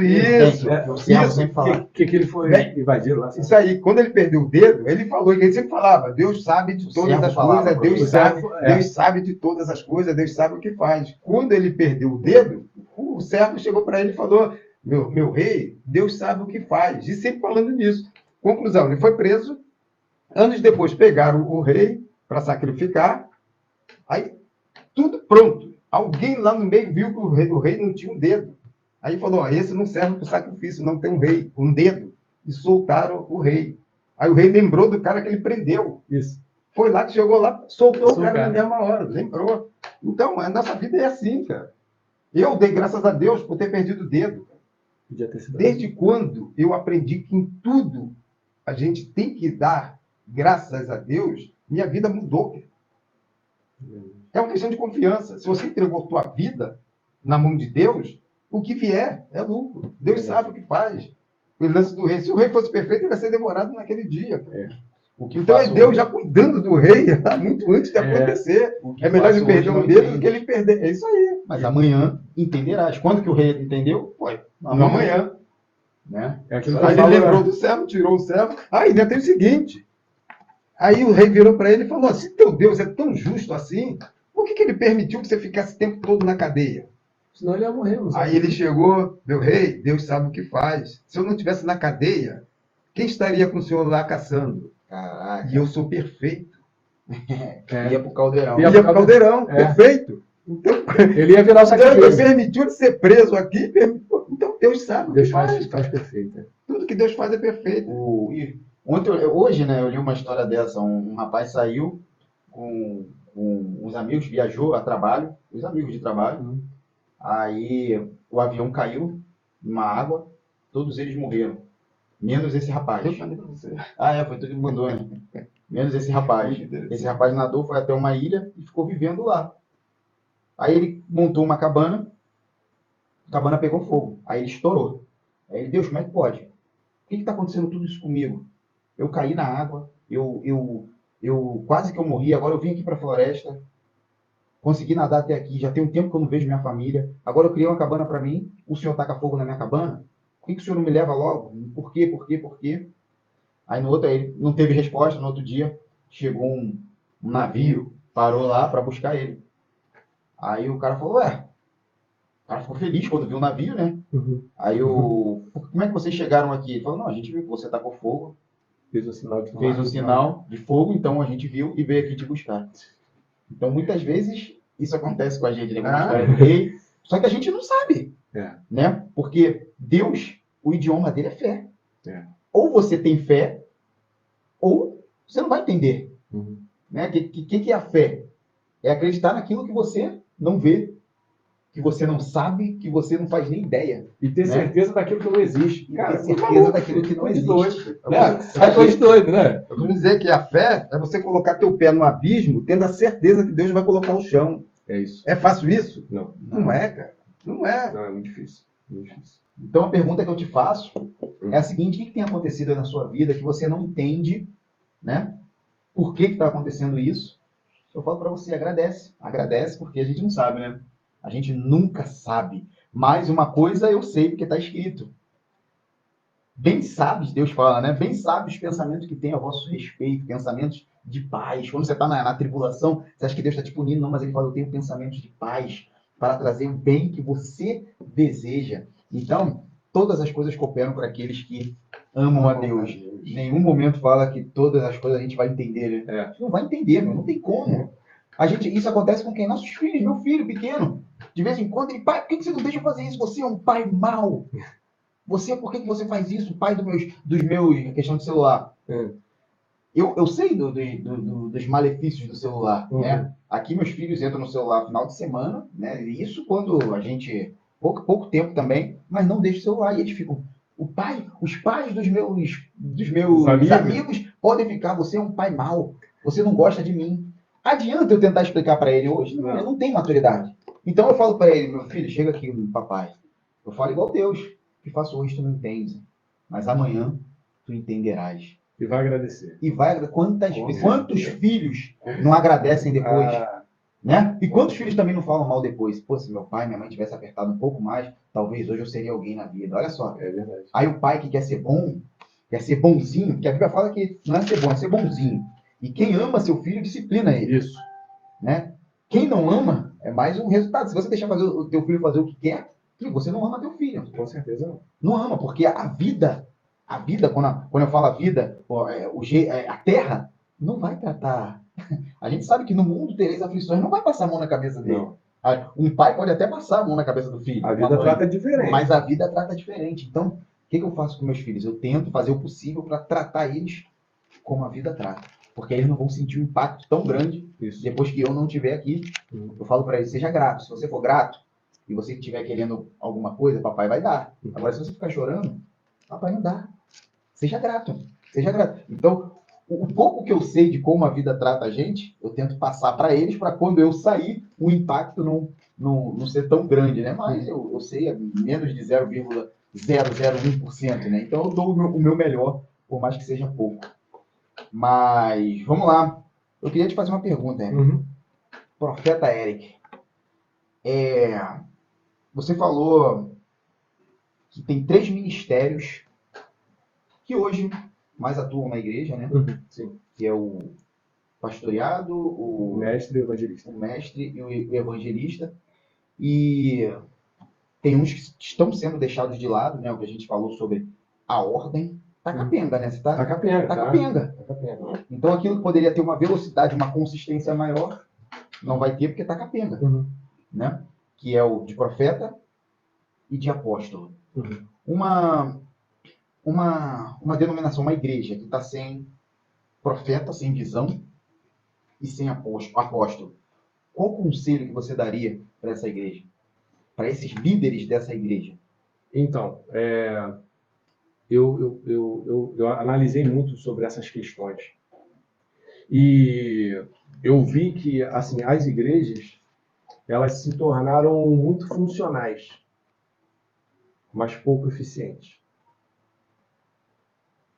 Então, a igreja, ela alcança pessoas, ela discipula pessoas, ela cuida de pessoas, mas com o tempo ela acaba perdendo pessoas, ela não tem uma consolidação. É difícil você ver uma qualidade. Você vê denominações enchendo de gente, muitas pessoas, só que não existe uma qualidade, existe uma quantidade. Então, essa falta de organização gera isso. Gera um buraco, gera uma funcionabilidade. Então, é a falsa sensação da funcionabilidade. A igreja está funcionando. Está funcionando. Vamos ganhando e tal, não sei o quê. E as pessoas acham que a quantidade de pessoas é um resultado. E a quantidade de pessoas não é um resultado. Nossa. Jesus, ele curou quantos leprosos? 10. Um voltou. Aliás, foram 10. Foram 10. E um voltou. Só um que voltou. Então, tipo assim, houve uma consciência naquele que voltou. Jesus, ele em nenhum momento fala que Jesus discipulou os 4.000. Ele ensinou 4.000. Ele estava ali nos montes ensinando 4.000, 5.000 e por aí vai. Né? E 4.000 era só um dia. Ou seja, ele delegou. Ele E delegou. hoje a gente está criando igreja para manter dentro, conforme foi o assunto inicial, que a coisa não é feita para dentro, tem que ser para fora. Para fora. Não é fazer o que Jesus fez. É discipular aqui dentro por esses aqui e multiplicar lá fora. Seria isso? É isso. Por quê? E por que que isso não acontece hoje? Por que que isso não acontece hoje? Por causa da falta dessa organização que foi determinada em Efésios 4:11. Então, assim, volto a falar, não é título. Não é título. Né? Porque eu vi, durante esses anos de 2000 para cá, infelizmente, gente comprando até unção. É uma situação polêmica. Né? Mas, assim, pessoal comprando unção para ser apóstolo.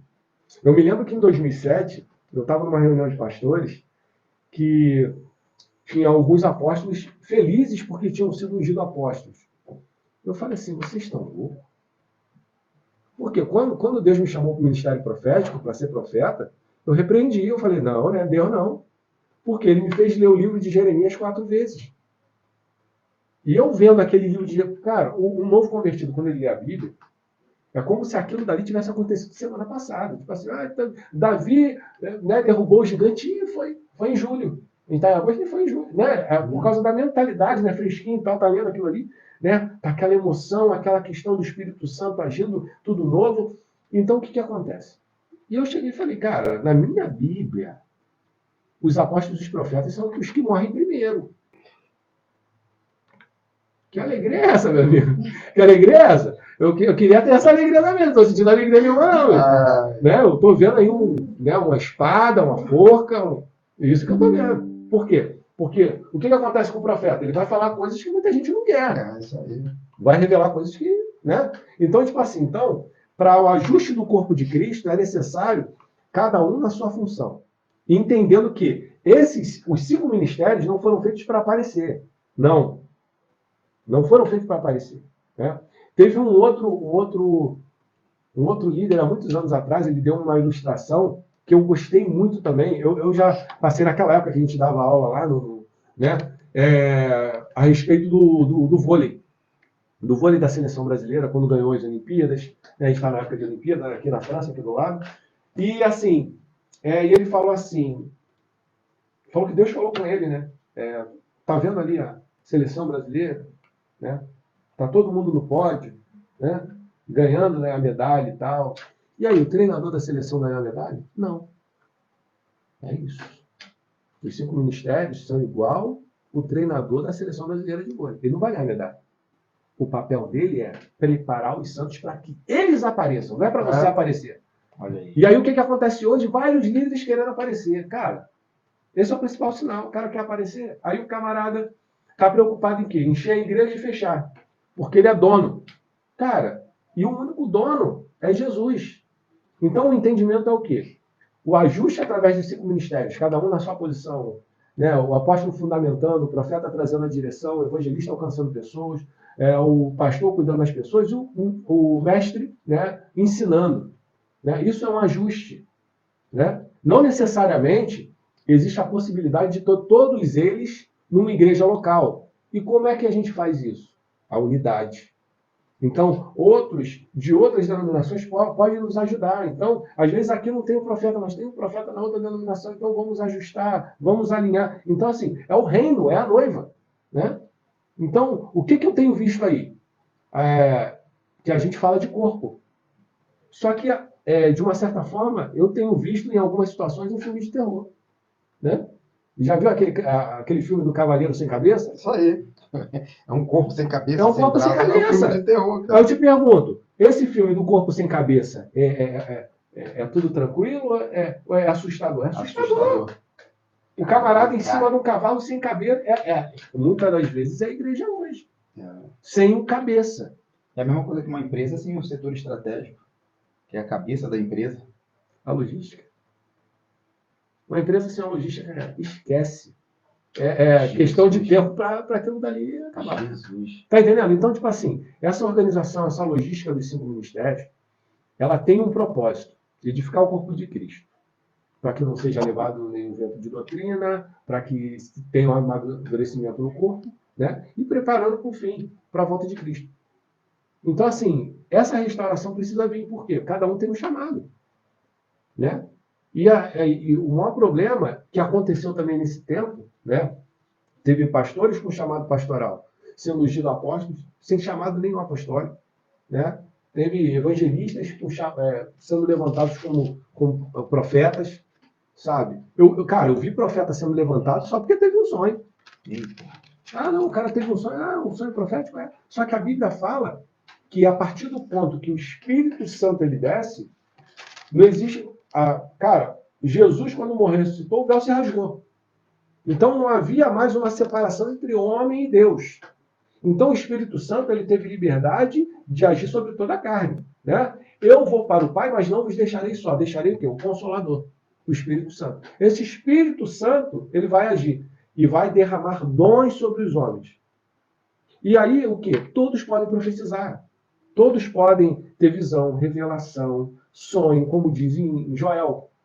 Só que o chamado ao serviço, ao ofício, nem todos serão, pouquíssimos serão. É uma responsabilidade, eles têm uma responsabilidade porque eles vão ser cobrados. Primeiro do que todo mundo. Então, poucos vão ser chamados como profeta, apóstolo, evangelista, pastor, mestre, mas eles terão uma responsabilidade muito grande de quê? Edificar o corpo, ensinar o corpo, ajustar o corpo de Cristo. Então, esse é o maior problema. Quando a gente dá aula de ativação profética, a gente traz esse entendimento sobre o que é você ser usado profeticamente, usado em profecia, palavra de conhecimento, de sabedoria, né, discernimento de espírito, visão, revelação, e o que é o profeta. Então, assim, a gente traz esse entendimento, porque o maior problema hoje é ter esse entendimento. O cara teve um sonho profético e tal. Ele é um profeta. Cara, há vários sinais na questão profética. Sim. Entendeu? Nossa. E eu vi bastante profeta sendo levantado só porque teve um sonho. Só porque teve... E assim, isso é perigoso. Então, assim, é coisa séria. Outra coisa, a gente já está entrando em outras questões, mas faz parte. Claro. A questão do profeta, assim, não é uma regra. Mas o profeta ele é chamado diretamente por Deus. Então tem pessoas que falam assim, você é profeta. Não teve nenhuma confirmação. Ele não falou diretamente com ele, Deus não falou diretamente com ele, não teve algo sobrenatural. Não. O cara falou ali, então eu sou. Muita gente foi levantada profeta assim. Entendeu? E próprio Jesus falava que quem testifica, não é a pessoa, são as pessoas que testificam dele, né? Quem é que dá teu testemunho? Você ou a tua esposa? Minha esposa. É quem anda com você. Sim. Então, tipo assim, às vezes a pessoa fala, porque... Não, os sinais, eles aparecem, eles seguem. E testificam o chamado de cada um. Então, cada um tem o seu papel. O maior problema foi o quê? Primeiro, que não existia. De 2000 para cá, o ajuste. E agora está tendo o entendimento da necessidade do serviço, do ofício dos 5 ministérios.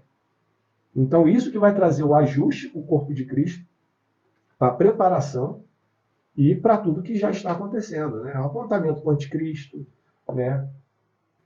Moeda única, entre outras coisas, e a volta de Cristo. Imagina a importância de ter algo estruturado, né? Como a gente falou aqui. Os filhos das trevas são mais prudentes que os filhos da luz. Uhum.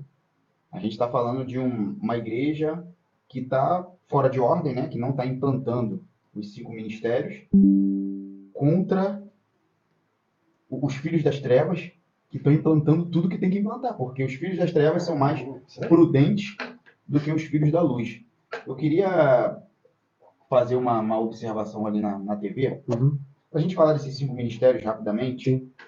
Quando você fala dos 5 ministérios, não sei por que isso veio na minha cabeça. Referente a isso, vocês sabem por que o 8 é o número do infinito? O 8 é o número do infinito. Uhum. Isso aí. Ó, o 1, ele tem uma entrada, uma saída. O 2, uma entrada, aqui em cima e uma saída. O 3 também, entrada e saída. O 4, ó, saída e entrada. O 5, o 6 tem uma saída. O 7, uma entrada e uma saída. Aí eu já botei o 9 aí. E o 8. Tá vendo? O 8 ele não tem entrada nem saída. Por isso que ele é simbolizado aqui, ó. Esse aqui é o número do infinito. Uhum. Né? Que é o quê? Ele roda, passa aqui pelo centro de novo e volta. E cada vez que volta, vai empilhando mais pressão. Né? Empilhando mais pressão, porém, ele não tem uma saída. Isso foi só para ilustrar. Você acredita que uma igreja com os 5 ministérios, ela consegue ser uma igreja mais firme, mais forte, mais potente? Quando eu falo potente, é porque não dá para a gente brincar, como você falou. O anticristo está vindo aí. Sim. A igreja ela precisa ser prudente. Uhum. Precisa ser prudente. Então, você acredita que a igreja implantando esses 5 ministérios, isso ajuda? Porque isso aí, por que eu estou botando esse símbolo do infinito? Porque isso é utilizado também, não só para empresas, mas como diversas. Esse símbolo mostra que a falta de saída, né? Uhum. É um sistema completo. Uhum. Esse símbolo mostra um sistema completo. Uhum. E a gente estava falando aqui que o sistema muito utilizado hoje nas igrejas ainda não está completo. Uhum. Qual é o impacto de uma igreja hoje? Qual seria o impacto de uma igreja hoje que quer organizar tudo isso, como você falou aí, está em Efésios, não é isso? Isso, Efésios 4. Efésios 4. Qual o impacto que ela começaria a poder gerar, né, para os seus fiéis, ou enfim, implantando esses 5 ministérios? Né? E tem apóstolo para todas as igrejas, profetas, mestres. Como identificar esses ministérios dentro de uma igreja? Como Então, é que seria? Então, o impacto e a eficácia seria, eu acho que seria tremendo, porque eu já vi igrejas funcionando nos 5 ministérios. E, assim, não funcionando da maneira equilibrada, né, da maneira de serviço. Como é uma questão de encaixe, de ajuste, de organização, sim. Então, é uma forma que tem tudo para dar certo. Por quê? Porque não é uma organização humana, é uma organização direcionada por Deus. Olha aí. Porque se a gente já consegue ajustar as coisas através de uma organização humana, imagina uma organização direcionada por Deus.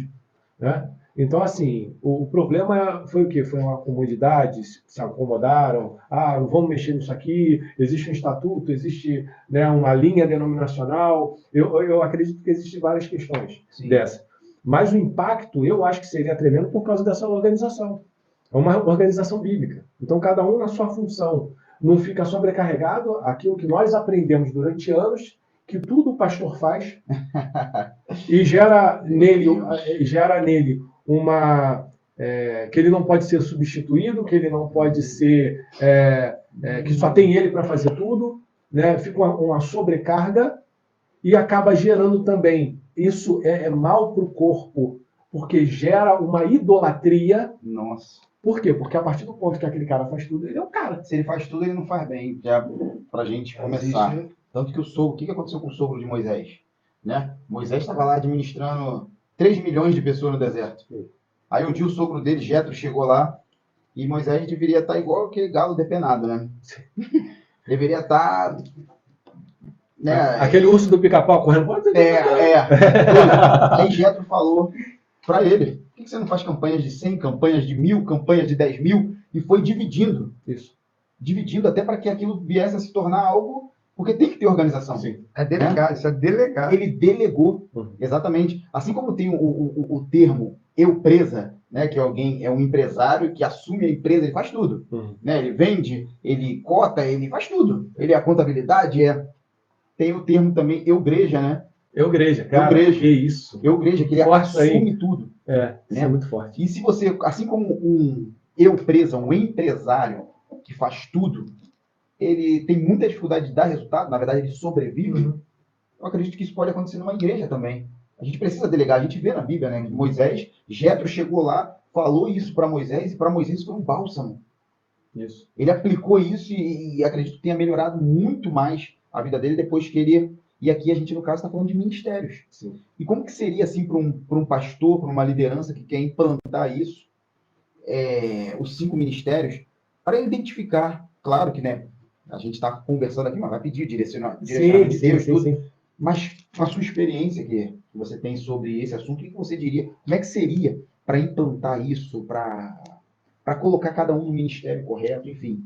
Interessante você perguntar sobre isso, porque assim, a gente já há bem mais de 10 anos, mais de 14 anos, eu acredito, nós trabalhamos com a implantação dos 5 ministérios em igrejas. Então, o nosso ministério, qual é o papel desse seminário?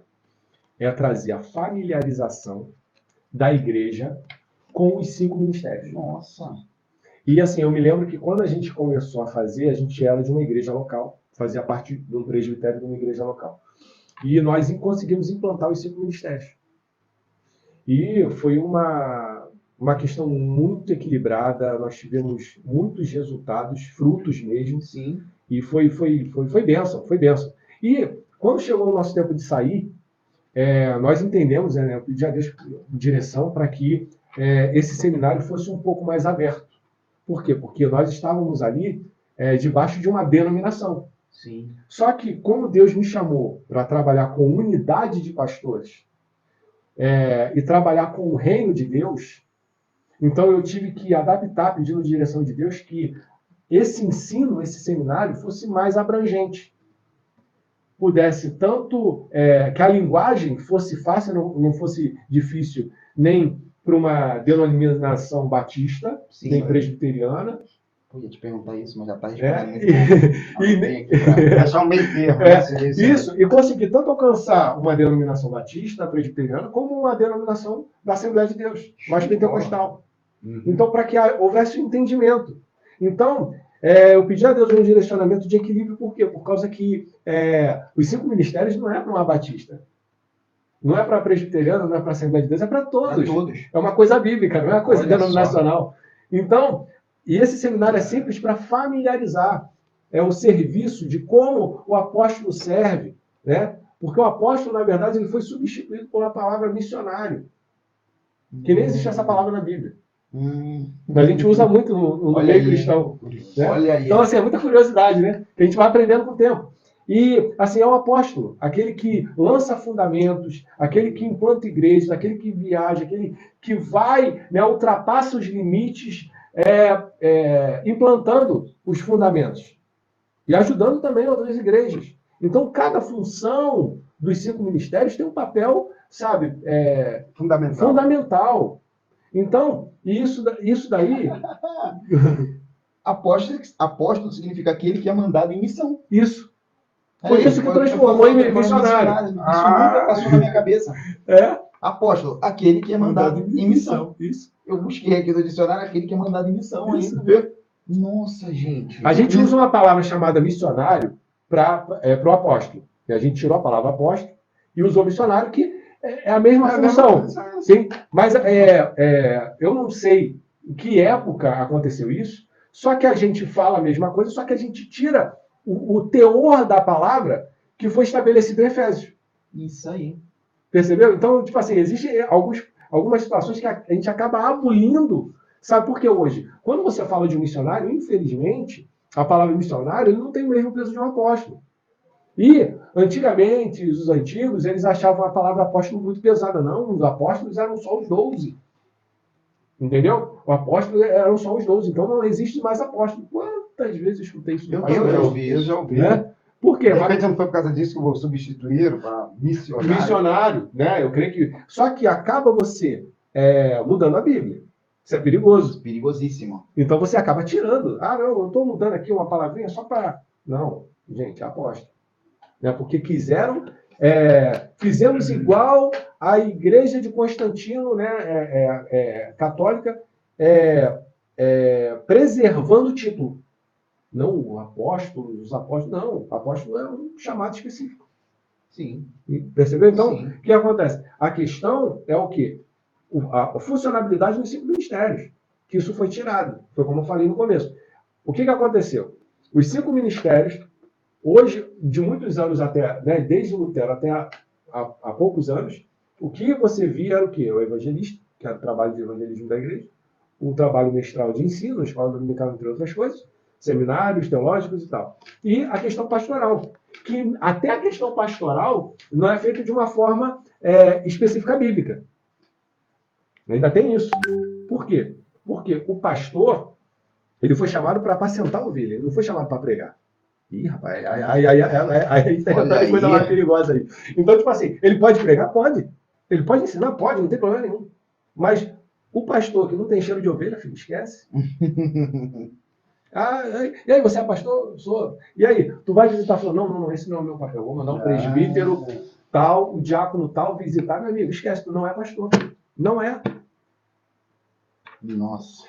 E tu está falando um negócio aí, vamos supor, eu quero tirar algumas dúvidas aqui. Sim. A primeira, você faz essa implantação dos 5 ministérios. Sim. Mas você está em Portugal. Sim. Se uma pessoa quiser fazer essa implantação e estiver em outro país, como é que funcionaria? Nós fazíamos isso presencialmente no Brasil, né? E vamos começar a fazer aqui em Portugal. Sim. A gente fez no Brasil em algumas denominações. E assim, e pela graça de Deus, pela glória de Deus, as igrejas começaram a fluir nos 5 ministérios. Por quê? Olha só, nós somos os senhores da preparação. Uma vez, eu estava falando com Deus, falando, não, preciso gerar isso, gerar isso. Aí eu senti dentro do meu coração, calma, eu gero, você prepara. Aí eu não sabia se era de mim, aí eu falei, vou buscar isso.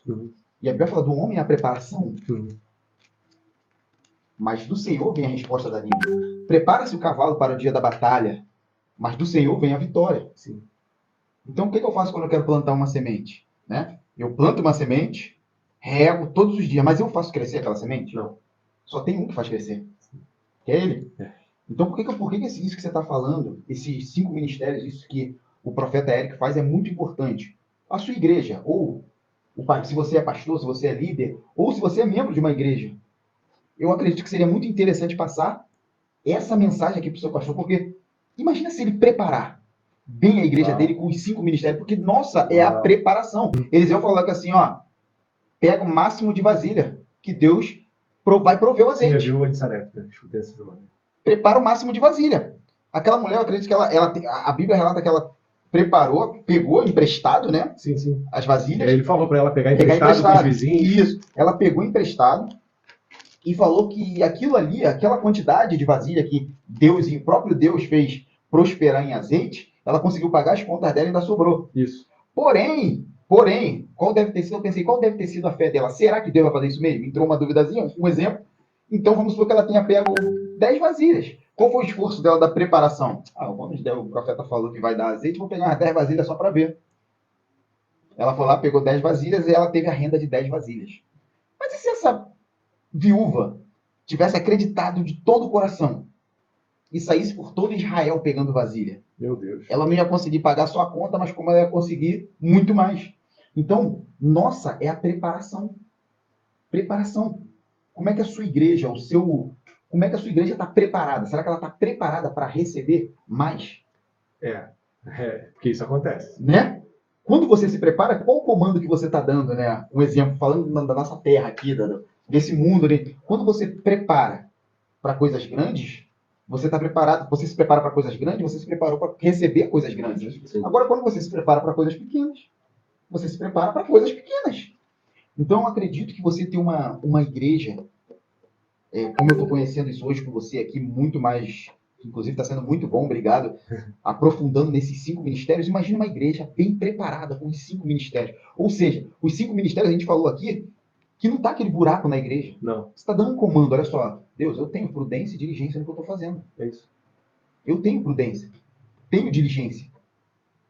E o que Deus, eu acredito que Deus possa fazer ali quando a gente tem, não só o cristão, né, mas o ímpio. Por que a Bíblia fala que o ímpio, os filhos das trevas são mais prudentes do que os filhos da luz? Porque o ímpio se prepara muito mais do que os filhos da luz. Verdade. Por que nós não nos preparamos dessa forma? Né? Para receber, porque Deus tem. A colheita é grande. Eu acredito que os 5 ministérios é uma grande preparação. Eu acredito que da maneira correta, o serviço funcionando. Eu conheço igrejas no Brasil que começaram a implantar os 5 ministérios do serviço, né? Nem uma pergunta que você tinha feito também, às vezes nem todos os ministérios você vai encontrar dentro de uma igreja, mas a unidade nos ajuda nisso. Então, assim, profetas que servem a uma igreja podem servir a outras igrejas, apóstolos, e isso é tremendo, porque eu tenho visto isso, né, em algumas igrejas no Brasil. Então, quando você tem esse entendimento de querer implantar uma igreja, costumo falar, eu tenho escutado muita coisa estranha, infelizmente, né? A igreja não é uma igreja apostólica, a igreja não é uma igreja profética, Deus quer levantar vários profetas. Mentira. Deus quer levantar filhos. Pronto. Né? Então, tipo assim, quando Deus levanta os 5 ministérios, é para edificar o corpo de Cristo. Olha aí. Não é para ser proféticos, apostólicos, não, nada disso. Entendeu? Isso daí é apenas um serviço, é um serviço. Falta esse serviço de forma correta. Falta esse serviço do apóstolo ser apóstolo. Falta o serviço do pastor ele ser pastor.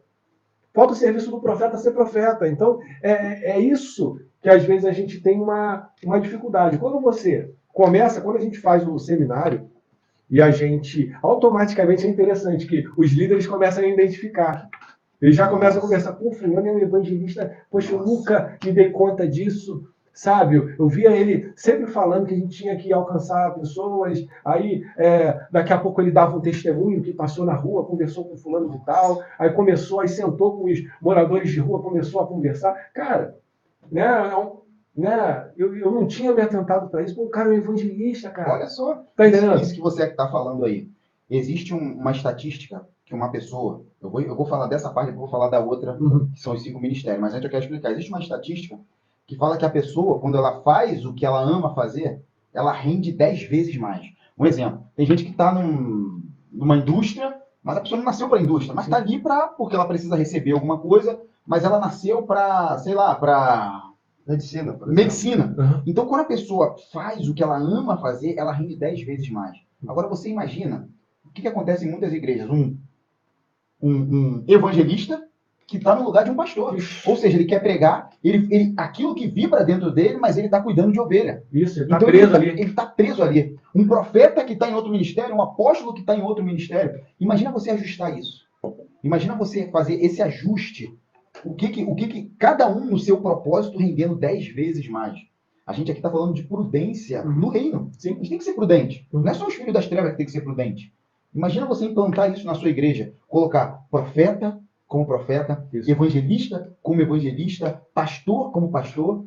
Porque eu acredito também que assim como tem evangelista fazendo trabalho de pastor, tem gente que é muito bom para pastorear, que está como evangelista. É isso aí. Então, fora de posicionamento. Isso. Tu tá botando um atacante para ser goleiro. É isso aí. Então, tipo assim, cara, não vai dar certo. Não vai dar e não tem dado certo. Então, assim, eu vejo desgastes terríveis acontecendo em 2018.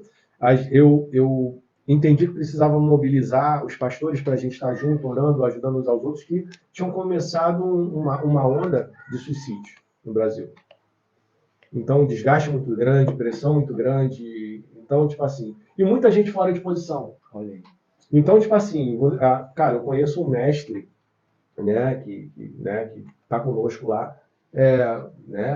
Quando ele começa a ministrar, né, por isso que a gente tem que ter um entendimento. Cara, o verdadeiro mestre, você passa 1 hora e ele fala assim, agora nós vamos terminar. Que isso, cara? Vai terminar por quê? Tipo assim, o cara tá falando 2 horas. Aí, cara, não termina não. E o pessoal ali, ó, querendo mais. Esse é o mestre. Caraca. Né? Eu conheço, né? Eu conheço esse mestre, né? Eu conheço alguns mestres que são assim, né? Tem alguns evangelistas, né? Que, infelizmente, servem na questão pastoral, né? Servem na questão pastoral. Existem... no caso, mestres que foram forçados assim a pastorear. O cara, você vê que o cara não tem o dom, cara. Exatamente. Sabe? O cara quando ele ensina, o cara, sabe, cara, agora ele tem aquela dificuldade de, sabe, de ter tá entendendo? De estar junto com aquela pessoa. Quer ver? Tem uma pregação minha que está até no YouTube, que é a armadura de Saul. Ah, não serviu em Davi. Até Davi não dava para lutar com a porra muito bem colocado. Cara, eu, se eu não me engano, eu falo sobre os 5 ministérios também nessa pregação. Nossa. E aí eu vou te passar depois. Show. Então, tipo assim, cara, e a intenção é justamente essa. Por causa do julgamento das pessoas, poxa, eu te vejo assim, te vejo assado, não, você é para fazer isso, você é para fazer aquilo, né? E geralmente, não é uma regra, mas geralmente quem consegue identificar até o chamado das pessoas é o profeta. Né? Tanto é, se você vê os sinais na Bíblia, ó, te unge o rei, você não é para fazer isso, e por aí vai, né? Então, tipo assim, né? Existem pessoas que estão recebendo uma armadura que não é dela. Olha aí, gente. Davi, ele não conseguia andar com a armadura de Olha Saul. aí. Não conseguia andar. Mas não, tu tem que ir para se proteger, vai para a guerra. Cara, e ele foi sem nada. A probabilidade daquele menino morrer, cara, Era era grande, mas só que existia o quê? O principal, a unção. a unção. Às vezes a gente quer adequar o cara a algum chamado que ele não tem. Mas o que vai capacitar ele é a unção. Tá entendendo? Então, tipo assim, é igual aquela história que eu falei, pô, o cara teve um sonho, é profeta. Não necessariamente. Por isso que a gente tem que identificar também quem tem um chamado como profeta. Então, tem pessoas que são usadas em profecias e não são profetas. Sim. Profetas de ofício, né? Sim. Então, os ofícios são para servir ao corpo. São para servir ao corpo de Cristo. São os treinadores, né? Como eu falei lá atrás, são os treinadores. Então, o apóstolo, o mestre, o evangelista, o pastor, né? Então, cada um dessas funções, eles têm um chamado específico para edificar o corpo. Volto a falar, não é para ser uma estrela de rock, né? Claro, a gente sempre fala a respeito de tratar a pessoa, né? Na questão emocional dela, né? Para não Sim. trazer isso para o ego, porque Sim. se o cara funciona, a gente, numa geração corrompida, vão adorar aquele cara. Eu cansei de ver isso. Gente muito boa até se corromper por causa da idolatria. Olha aí. Servindo bem o corpo, servindo bem a nação, as nações, mas só que aí o pessoal misturava as coisas. Não, a palavra do cara é lei. Vamos fazer, ajoelhar, e, sabe, coisas terríveis. Tem que colocar isso na cabeça. Ser usado não significa ser aprovado. E mesmo se a pessoa for usada e aprovada, a gente não deve. É como eu sempre falo, que eu acho que é um exercício muito bom. Se Deus usou a mula, É isso aí. ele pode me usar. É isso aí. Então, se a gente tiver nesse caminhozinho aí, é bom, né? Porque se a gente se inflar, já era, cara. Por quê? Porque o inimigo das nossas almas, ele tenta fazer a gente cair de todas as formas. Então, ele vai lançando o pecado. Não caiu aqui, não caiu aqui, não caiu aqui. O último é a soberba. Então, se você não caiu nas outras, na soberba eu vou conseguir. Então, enche o cara, quando vai ver, o cara caiu. Então, A assim... soberba precede a ruína, né? E a queda, né? A queda. É muito grande. Isso aí. Então, tipo assim, eu acredito que Deus ele tem permitido muitas coisas acontecerem, líderes serem muito tratados, passarem por muitas situações, até para ver o que a queda pode fazer. Então, assim, eu creio que a gente está num tempo desse entendimento, né? Porque, como falar das Escrituras, né? Antes de vir o fim, será restaurado todas as coisas. Então, essas coisas que são restauradas, eu creio que uma delas é os 5 mistérios. Volto a falar, não como uma questão de idolatria, mas como uma questão de serviço. Então, quem faz parte dos 5 ministérios foi feito para servir. Servir ao corpo. Sim. Não para mandar no corpo, mas para servir. Quando você capacita, você serve. Então, infelizmente, tem muitos líderes que querem ser servidos. Mas isso não é o chamado de Cristo. Jesus já mostrou isso, né? Uhum. Aquele que é maior que sirva. É o inverso, é porque a gente traz para o reino o que é usado fora do reino. Fora do reino, o maior é servido. Dentro do reino, é outra coisa. O maior serve. Né? Muito bom, muito bom. A gente recebeu aqui, gente, o profeta Eric. Falamos da grande comissão, né? Entrou também aí nos 5 ministérios, que para mim foi muito bom conhecer isso, saber disso, que eu nunca tinha me atentado para isso, mas olha só como é fundamental esses 5 ministérios na estruturação, né, da igreja. É Deus ali falando como implantar, uma das formas de implantar ordem, né? O Deus de ordem falando como implantar ordem, como colocar cada um em seus devidos lugares, profeta, né? Profeta no lugar de profeta, evangelista no lugar de evangelista, e com certeza, fazendo dessa forma, a igreja ela vai cumprir o papel dela com muito mais diligência, né? Verdade. Afinal, como a gente já falou aqui, não é só os filhos das trevas que têm que ter diligência, os filhos da luz precisam ter diligência. Verdade. Tudo aquilo que a gente pegar para fazer, a gente tem que fazer bem feito, como se estivesse fazendo para Deus tudo, né? Isso é ser diligente. Então é isso, é muito bom te receber. Foi muito esclarecedor, tá? Tudo que você falou aí, tudo que você falou, eu não tenho igreja, né? Mas se eu tivesse igreja, com certeza eu iria ver isso para onde? Implantar esses 5 ministérios. Afinal, a preparação é tudo. Deus, ele quer fazer crescer. Sim. Mas ele vai fazer crescer onde? Onde tem semente e onde está preparado. É isso aí. E quem vai fazer crescer é Deus. E Deus ele já quer fazer crescer. Isso. Né? Afinal, grande é a colheita. Uhum. Só que a gente tem que estar preparado, que Deus também não vai ficar investindo, colocando em algo que está bagunçado. Né? É verdade. Pô, e Efésios fala exatamente como trazer a ordem. Isso. Né? Então isso é maravilhoso, por isso que eu agradeço mais uma vez por todo esse ensinamento, e vai ter outro podcast, né? A gente vai aprofundar nisso aí, tá? Porque eu acredito que, de coração, que isso precisa ser implantado em muitas igrejas. Sim. Nós, como cristãos, precisamos ser dirigentes. Sim. A gente não pode deixar isso na mão só do ímpio, né? A prudência na mão do ímpio. Os filhos das trevas são mais prudentes que os filhos da luz. Isso é um aviso. Sim. Que a gente precisa se posicionar de forma prudente. Pai, quer deixar alguma consideração final? Vou deixar aqui em João 1, diz que Deus enviou um homem chamado João para preparar a vinda de Jesus. Isso. Um homem. Jesus um dia vai voltar. E o que João plantou tem que ser multiplicado. É isso. É eu, você de casa. Que quanto mais a gente semear, mais Jesus vai ter para colher quando ele voltar. Muito bom. Então, João veio para preparar, e hoje a igreja também precisa preparar a vinda do Messias. A volta do Messias. A volta do Messias, isso aí, o retorno do Messias. Porque os filhos das trevas estão preparando diligentemente a volta do anticristo. É isso aí.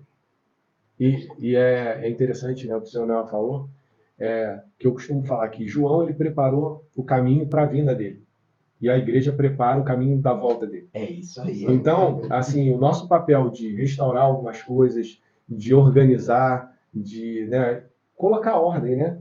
Porque o reino de Deus não é bagunça, como alguns acham.